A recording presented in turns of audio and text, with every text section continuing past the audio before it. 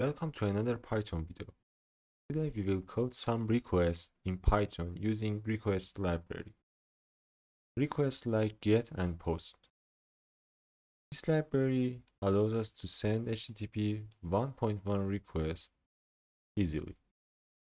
To start coding, we need to install this library with typing this command in our terminal.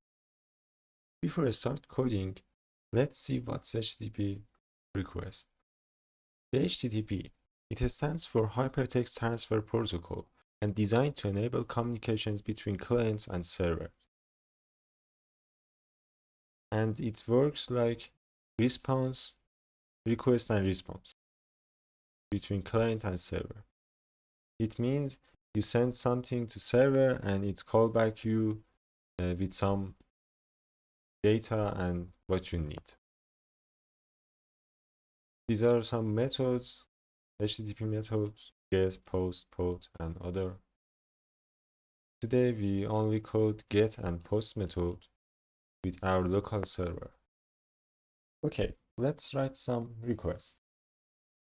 First, we need to install this library.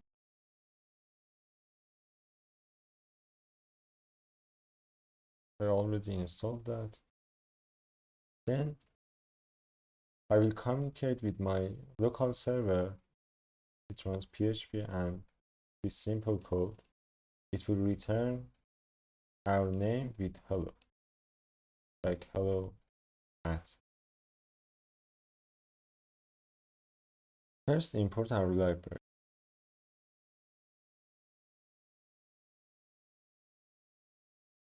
Then we're making a request, get request. This function will receive two params. First is our link to this test.php, and the second is our argument. We will send it like params equal name and I will put